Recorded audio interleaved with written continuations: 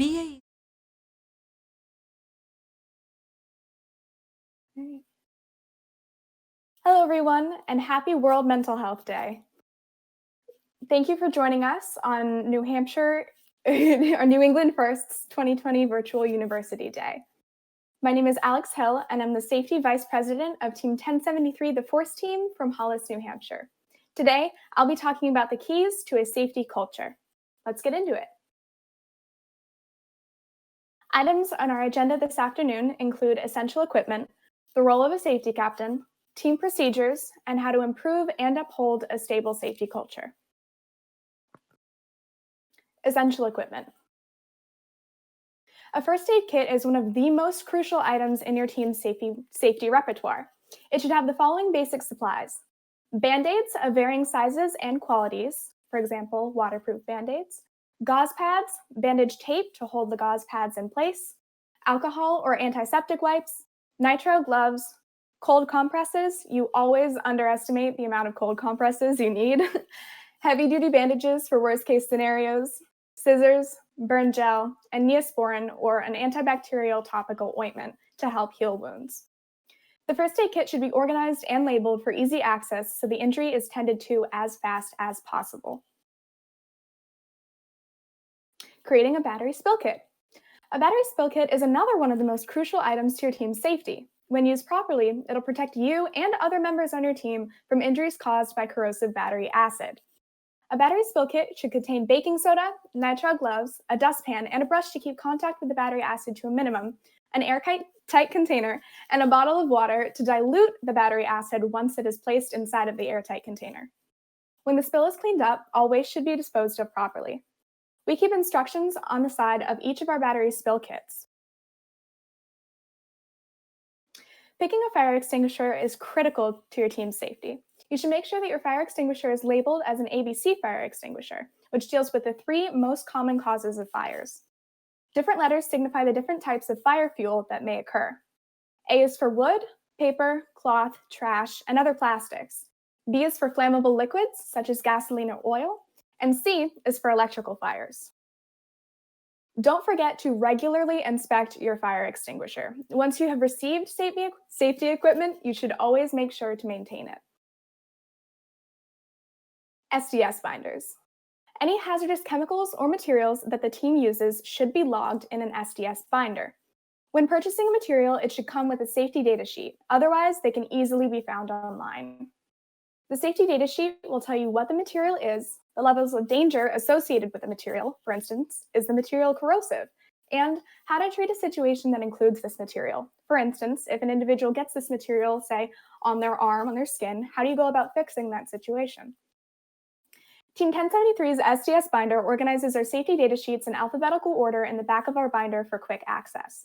This is just another example of how organization can generally improve your team's overall safety culture. 1073 keeps an injury log in the back of our binder in order to record and react to any injuries if they reoccur. A year-specific copy of the Team Safety Manual, COVID-19 incident reports, instructions for other team safety procedures, and a guide on how to fill out a safety report is also included. The binder should be kept in the pit or in the shop in a location where it can be easily accessed. Team 1073's SDS binder is kept in our safety cabinet in sort of the middle of our main room, and it's also kept in during competition on our safety shelf in our pit. The role of the safety captain. A safety captain is the person who acts as the face of your program. They possess a safety-oriented mindset and a natural ability to lead others. The safety captain is also the individual who's tasked with the installation and maintenance of the safety practices and procedures among your team. The safety captain should be notified of all injuries that occur during competitions. To be a safety captain on 1073, you must first go through training. This includes reading the FIRST safety manuals as well as the team safety manual and learning and memorizing all of the team's safety procedures. This includes our COVID-19 specific procedures, such as our individual protocols and our shop safety protocols. All safety captains are first aid, CPR, and AED certified. Rookie safety captains will be monitored in the pits until they've proven that they are ready to fully accept the role. This is sort of the final test of training.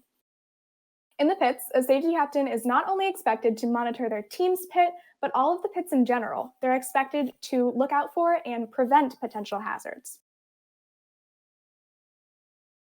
A safety captain in the pits will wear a safety vest and generally have a 2-hour shift. Ideally, you'd like to have either 2 or 3 safety captains on your team so that they can switch off and keep a high level of alertness. While on duty, they'll monitor the area for potential hazards, and when a hazard is identified, such as daisy chaining, crowding, or other problems, the safety captain must fix it while maintaining their own safety and gracious professionalism. For instance, if someone walks into the pit and doesn't have a pair of safety glasses on, a safety captain will not take off their own safety glasses and give it to that person because that's not maintaining their own personal safety. And they won't rudely ask the person to go and grab a pair of safety glasses either from pit admin or from a personal stash because that isn't very GP. Team 1073 members that complete safety captain training will receive traveling first aid kits and branded belt bags so that team members can easily identify and notify them if they are injured. Our branded belt bags are awesome. There are photos of them on our website. More information about our website is at the end of this presentation. Team procedures. Teams should always be looking for new ways to update and add to their safety procedures. Especially during the pandemic, it's wise to follow state-specific guidelines and review COVID-19 case trends if you plan on reopening, in order to keep your team as safe as possible. During the pandemic, 1073 added new procedures for potential case tracking, individual safety, updated shop safety, bathroom policies, etc. to our repertoire. More information about our safety plan can be found in a slide at the end of this presentation. Evacuations. It's always a good idea to establish an emergency evacuation plan, no matter where your team travels for competition. The plan should describe how to leave the facility and where the designated meeting spot is. The designated meeting spot should always be in a safe and accessible area. For instance, by the side of a highway is not an ideal designated meeting spot. When formulating an evacuation procedure in an unknown facility, team members should search for fire extinguishers, AEDs, emergency exits, and potential meeting spots. The entire team should then be notified of these locations to facilitate any possible evacuations. 1073 uses our general forum on Slack, and to eliminate any anxiety surrounding an unplanned occurrence. If you can't find a floor plan of a facility or an event center that you're at, you can always go on Google Maps and take an aerial photo like we did for our main location at the Hollis Brookline Middle School. We also circled areas where team members are more frequently going to be located, so in the NPR and our shop, and different paths to get to our designated meeting spot. Clothing and accessories, personal protective equipment. You should make sure that all of the members on your team understand the required clothing, accessories, and PPE. Only closed-toed shoes with a backing should be allowed in the shop and pit, and they must be tied at all times. Long hair shall remain tied back when in the shop and in the pit. Dangly necklaces, scarves, hoodie strings, and other accessories are prohibited. Face masks covering the nose and mouth should be worn at all times, especially when inside of a building. People often forget that. Safety glasses are a major part of basic safety. Team members are required to wear them in the shop and the pit. You should consider keeping spare safety glasses stored by entrances to your shop or in your pit during competitions. Team 1073 has a wall of safety glasses that's near the entrance to our sort of main area, and we also have a small bin that we keep our safety glasses on our shelf during competitions. So obviously during COVID-19, you would need to complete some rigorous sanitation schedules for those individual safety glasses, but it's still feasible. Students should purchase their own pair if they don't have mirrored or tinted lenses. Per the UL safety manual, tinted or mirrored lenses are allowed, but on Team 1073, we find that it decreases overall visibility, so we don't allow those. If the student wears glasses regularly, their safety glasses must fit over their normal glasses, or they're required to buy prescription safety glasses. When team members are required to buy their own safety glasses and are allowed to customize those safety glasses, it encourages a sense of ownership and responsibility for their own safety. You should always keep track of those on your team who have allergies. You should provide food and car rides to these individuals to be accommodating. Furthermore, for longer field trips or competitions, mentors or the student should hold daily medications, EpiPens, and inhalers. COVID-19 specific procedures. It's a good idea to update your team's policies and procedures if your team chooses to continue operating during the pandemic, and you should always follow state-specific protocols for COVID-19. Limiting the number of people inside of a space, creating sanitation schedules, creating a bathroom policy, etc., are possible ways that your team can mitigate exposure. Team 1073's reopening plan covers all of these different items and more. There's more information about how you can access that plan at the end of this presentation. As always, staying home is the safest option, so if you can, operate from home. Finally, how to improve and uphold a stable safety culture.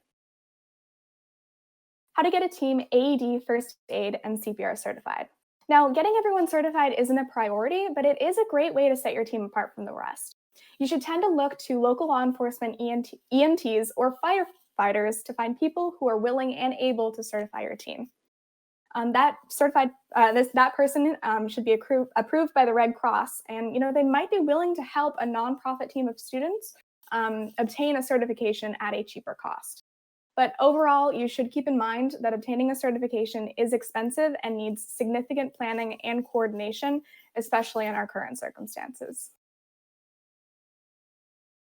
Maintaining team safety. A safety presentation can be presented to the team in order to educate everyone on proper safety procedures. Oh my goodness.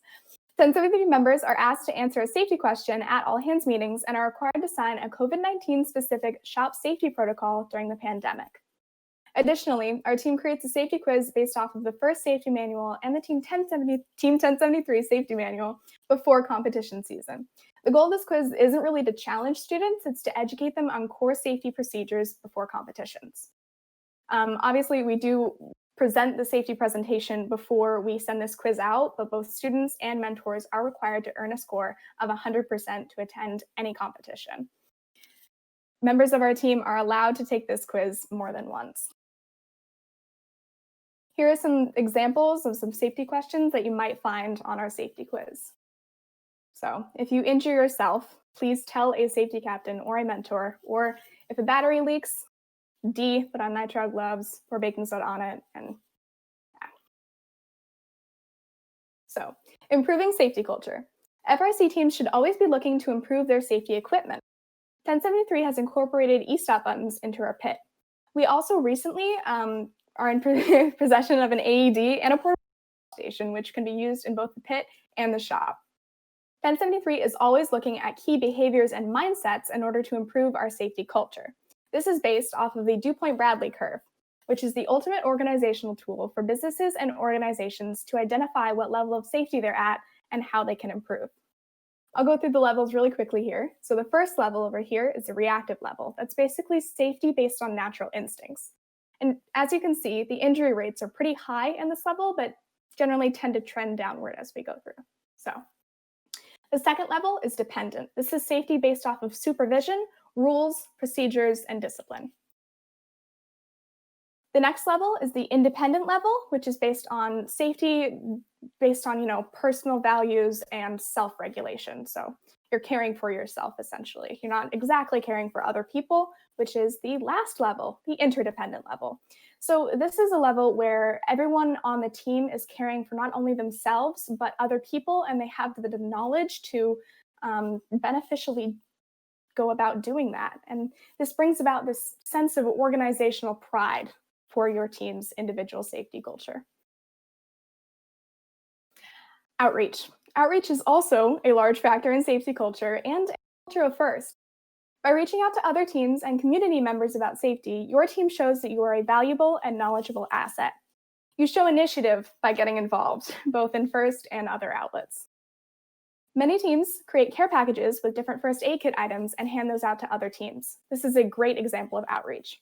In the past, 1073 would also hand out battery spill kits with instructions to other teams who may have forgotten theirs or rookie teams who hadn't gotten them yet.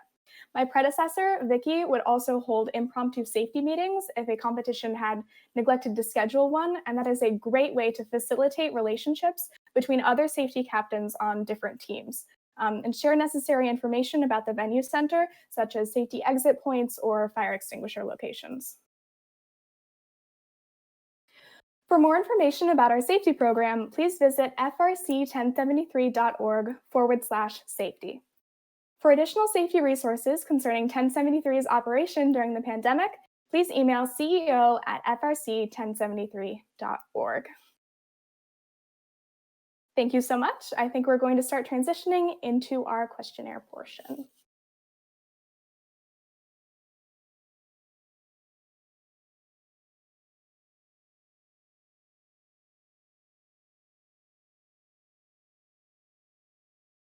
All right, so at this time, I don't see any questions.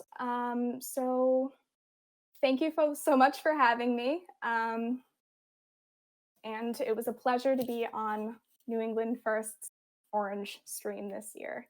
Thank you. Bye. And I love that.